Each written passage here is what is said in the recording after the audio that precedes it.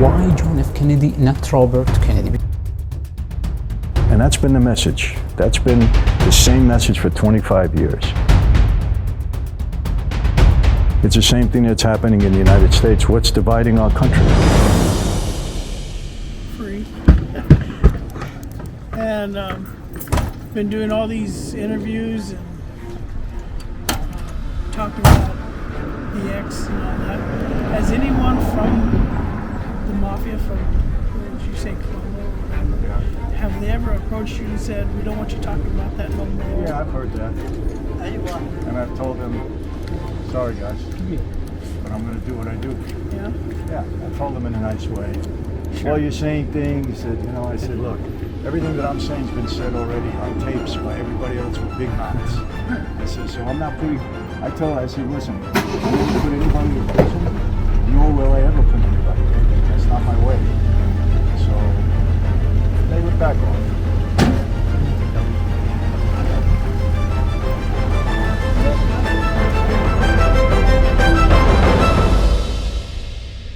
Was the Mafia, American Mafia, involved in the death of John Kennedy? Okay. Well, I was 10 years old when Kennedy was killed. So obviously I wasn't there. I wasn't a part of the life, but my father was, a big part of that life.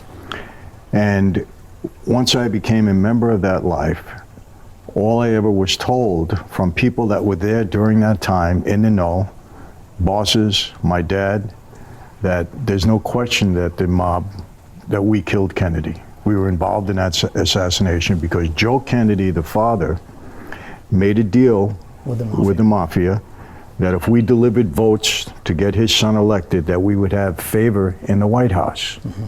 Well, that didn't happen. And we did deliver the presidency to Kennedy in Chicago, where the race was very tight. Yes. Yeah, and that's what pushed him over. Yes. They went back on their word. Robert Kennedy, John Kennedy's brother, became the U.S. attorney and started going after the mob. Yes. They reversed.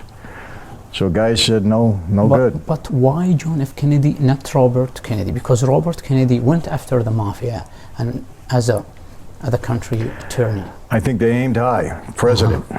And he was assassinated 5 years later. Yes, and that was not mob related. Not mob related. No, not Robert Kennedy. I never heard that it was. Yeah. Never.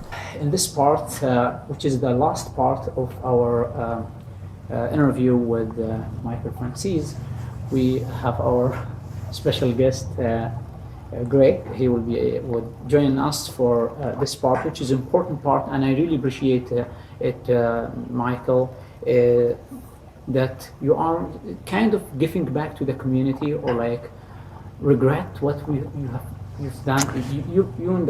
You've been there, you've seen a lot of things, you've done a lot of things. So is it your time now that, okay, I have a chance and I have to give the speech to youth and to some non-profit organization or universities or churches or wherever you likes to go and deliver your message?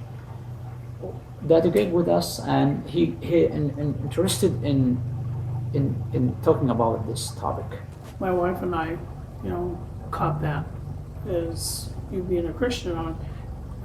What faith are you, if I may ask? Non-denominational.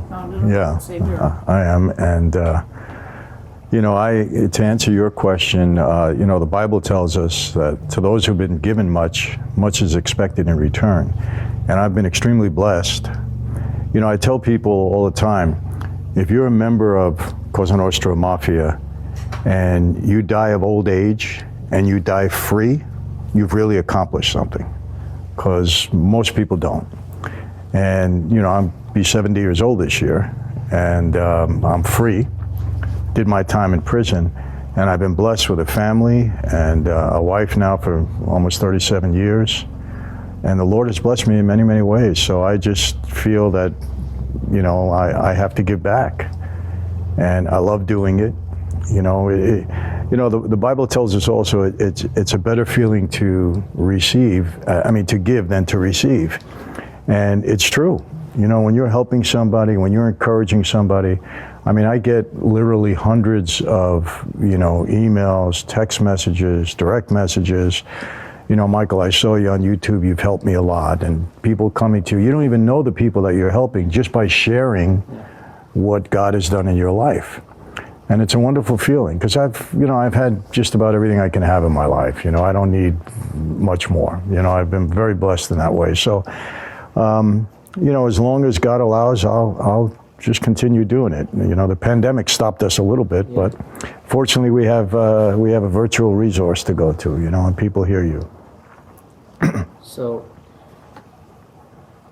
despite of the stories that we have heard about the betrayal and a lot of things, you expose that and you reveal that information, let's say family or secret information, to the public, that your brother testified against your father, and he was back to the jail when he was 97 years old. Yes. And you mentioned that was painful for you and your family. And you shared that for people. Do you think it's part of this is that life and this is the outcomes of it, so please stay away from that life? Or it's what's your intentions when you reveal that information? And I saw your video that you reserve it for a while and then you reveal it. Well, you know, I say this all the time. I don't try to glorify the life, and I don't condemn the men that were in that life, because I was one of them. I just happen to be very blessed. But I always say the life itself is an evil life. And the reason I say that is because I don't know any family of any member of that life, including my own, not my wife and children, but mother, father, brothers, sisters. I don't know one family that hasn't been totally devastated. Every family of every member of that life that I know has been devastated. And any lifestyle that does that to a family is a bad lifestyle. So, I mean, my family suffered tremendously. My mother, you know, 33 years without a husband. She died. Her relationship with my dad was ugly at the end, because she blamed him for everything that went wrong. Now, what went wrong? I had a sister, died of an overdose of drugs, 27 years old. My younger sister was emotionally not stable. She died at 42, cancer. My younger brother, 25 years a drug addict. He contracted the HIV virus. He went into the witness protection program, testified against my own father. Son testifying against the father. Very painful. So it's a destructive life, and I attribute it all to my father's involvement in that life. That's it. If he wasn't involved in the life, none of that would have happened, in my opinion. So, and every family has the same story, different but the same, devastation. So it's not a good life. And I didn't want my family to have to go through that, and that's basically why I walked away. Your brother's still alive? My brother's alive. Your younger brother? Younger brother, he's 10 years younger than me. So it's just you and him now? It's me and him, yeah. And you don't communicate at all? I have communicated with him recently, yes. He got out of the witness protection program after 10 years, and he contacted me. And look, I still love my brother. I don't agree with what he did, but we're Christians, we forgive. You know, and I understand my brother's emotional problems that he went through. I don't give him right for it. And I won't make an excuse for what he did to put his father away, but I love him, I forgive him. I'm probably will see him. He's still kind of embarrassed to come around my family, because he disappointed my sons that were very close to him as their uncle. Yeah. And I don't think he can face them yet, you know. But I told him, you know, when you're ready, we're here. You have a family here, so. It's good to share with people the lesson learned that you've learned from that life. And well, listen, you know, it doesn't matter what walk of life you're in. Everybody has similar struggles in some ways. We have family struggles at times. We have, you know, health struggles at times. We have financial struggles at times. It doesn't matter what walk of life you're in, where you are. And when people can relate to your struggles and relate it to their own, and you can be an encouragement in some ways, it's very helpful to people. I have a community now that we started, I call it my crew. We have over, oh, you belong, okay. I belong to it, I'm part of it. Well, thank you. And we have now 13,000 members. And the great part of that, we put content in there to encourage people, but the great part about it is that they're encouraging one another. Yes. People are sharing, See encouraging one problems another. solving. Yeah, we are, we have different levels of the crew. But the great part for me is that these people are just encouraging one another. Everybody's posting encouraging things, talking. I get on a Zoom call with them twice a month. And I bring the crew, the inner circle, we call that. And the questions that they ask, and we spend a couple hours on the phone, and it's just wonderful. People are, when somebody thanks you for encouraging them and to helping them in business. I tell people all the time, look, I get a lot of business questions. And my first question is, well, how's your life? How's things going with your life? Because you're going to run your business. Your business is a reflection of your life. Yeah. If your life is in disarray, your business is not going to be much better. I focused this part of the interview to your life now and how you influence your community, whether you speak through your channel or you be a guest to some interviewers like us. Yeah. And this was a great thing. Well, like I said, to those who've been given much is expected in return. And, I have to, you got to thank the media. Wherever I go in the world, people know about the Mafia. Movies, media. So they built, they gave me the platform. It wasn't that I built the platform. They gave us the platform. And there's intrigue all around the world about my lifestyle. So when I come, people are immediately interested, even if they didn't know who I was. Oh, Mafia, we got to go hear this guy. So the way I look at it as a brother in Christ is God gave me a platform that he knew, I truly believe that. Yes, there's no question. And people would say, you should be dead or in prison for the rest of your life. I said, I know, but God had a different plan and a purpose for my life. That's why I'm here. So if you think that I was that bad a guy and God was able to transform my life, what are you worried about? And it resonated. And that's been the message. That's been the same message for 25 years. And it doesn't get old. And people just take to it. And it's the truth. I believe it. There's no doubt.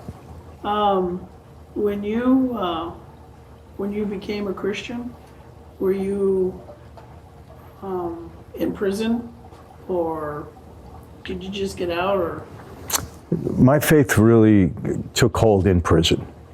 When I had all that time to spend with God, I will tell you this: if I didn't go to prison and spend all that time in solitary, I don't know that I would have become a Christian, because I think God had to break me. I was too much a product of that life. I was too much in control of myself, so I thought. And he had to break me down to God didn't cause me to go to prison. I caused myself to go. But he took advantage of the situation that I was in to resonate in my heart and let me learn about him. Because I tell people, you can't love somebody you don't know. You just can't. So I had to learn about God. I had to get close to him. I had to allow the Holy Spirit into my heart. And I didn't do this easy. I didn't say, okay, God, I'm ready. I said, no, God. I said, I took a blood oath. I trusted my Father. Look where I am. I said, why should I trust you? I mean it. And I got to tell you, I was so impressed when I went to Israel and I was in Jerusalem, and I saw how the Muslim and Jewish and Christian faith were side by side, loving one another. It was a great experience for me to see that. And many of my Muslim brothers were there. We were hugging each other. We were talking, and Jerusalem was just an amazing city. I felt like I went back in time. I loved it. Have you been? No. Oh, bro, you have to go. For as much as I hang around their group, I've been to the mosque. I've been to all they're not parties, but their celebrations and all that. I've been to every one of them, and I have never felt more welcome. It's the same thing that's happening in the United States. What's dividing our country? Politicians. Because the rhetoric that these people use one another trickles down to people.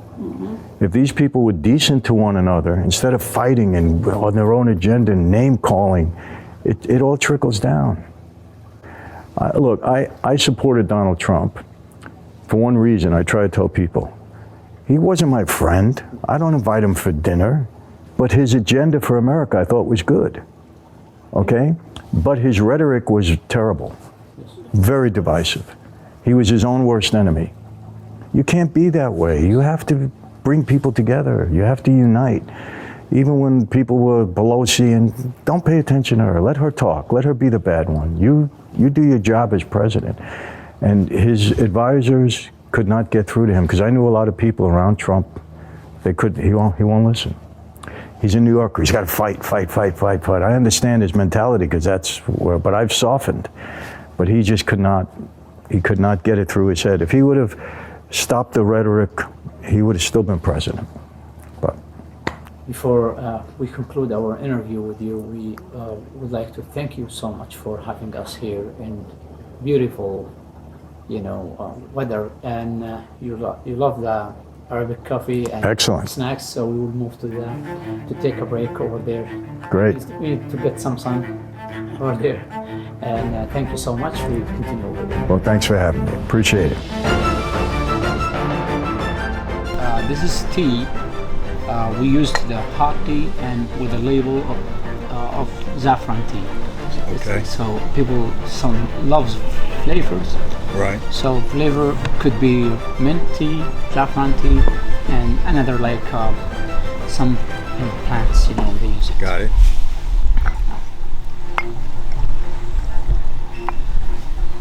We drink tea hot.